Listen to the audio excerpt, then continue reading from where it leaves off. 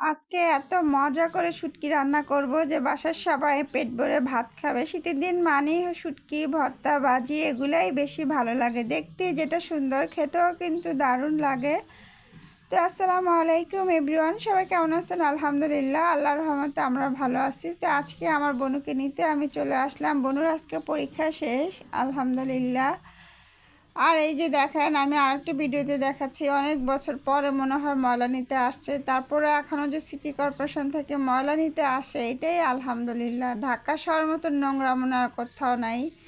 বিশেষ করে কলোনিগুলা জায়গায় জায়গায় ময়লা ভরিয়ে রাখে, সেই ময়লা দেখা যায় পুরো মাস বছর চলে যায়, কোনো খবর থাকে না কারোর, রাস্তা দিয়ে যাওয়াও যায় না। তো আজকে যেহেতু পরীক্ষা শেষ, আসলে আর হয়তো 1 মাস আসা হবে না ইনশাল্লাহ। আবার যখন পরীক্ষার রেজাল্ট দিবে ডিসেম্বর মাসের 29 তারিখে না 30 তারিখে হয়তো দিবে।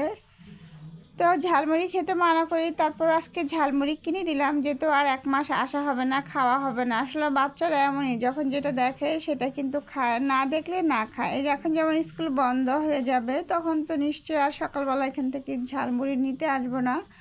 তো আজকে লাস্টের দিন দেখিয়ে দিলাম। আর আসলে আমারও এখানে আর স্কুলের ভিডিও দেখানো হবে না, যেহেতু 1 মাস আমি আর স্কুলে আসবো না। বোনুর যখন আবার আল্লাহ বাঁচালে ক্লাস 3-তে উঠবে তখন।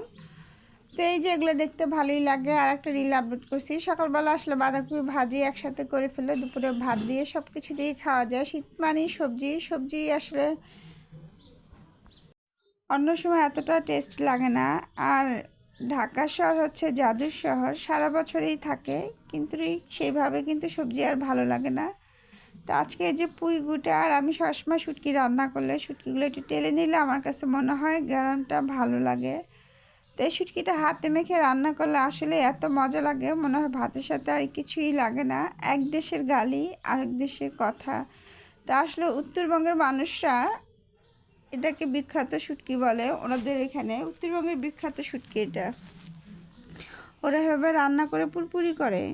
আসলে আমাদের ভাষা বলি পোড়া পোড়া, এক এক দেশের ভাষা এক এক রকম, রান্না কিন্তু একই, কথাটার ধরন আলাদা। ওরা মাছ চচ্চড়ি করলে বলে পুরপুরি করছে, যে কোনো ভাজে মানে শুকনো শুকনো করলে ওইটাকে পুরপুরি বলে। আর আমাদের দেশে আমরা বলি যে পোড়া পোড়া, পোড়া পোড়া জিনিস খেতে ভালো লাগে। তো ভনুর যেহেতু পরীক্ষা শেষ ইনশাল্লাহ, এরকমও মাসাল্লাহ অনেক সুন্দর ড্রয়িং করতে পারে। তা আমি ড্রয়িংয়ের ভিডিওগুলো রিল হিসাবে দেখাবো, তাহলে আপনারাও বুঝতে পারবেন, নিজেদের বাচ্চারাও বাসায় শিখতে পারবে, করতে পারবে আরেকজনেরটা দেখে। তো আসলে ড্রয়িং বাচ্চারা, সব বাচ্চাদেরই কিছু না কিছু প্রতিভা থাকে। তা আমার বোনও মাসাল্লাহ খুব সুন্দর সুন্দর ড্রয়িং, অনেক কিছুই সে আঁকতে পারে, ফুল পাখি, মানে একবার দেখে সেও আসলে বাচ্চারা শিখে দেখে সব কাজ থেকে। সে আবার ইউটিউবে এগুলো দেখে দেখে নিজে নিজে আঁকার চেষ্টা করে। আসলে যেই বাচ্চারা যেটা পছন্দ করে সেটাই করানো উচিত।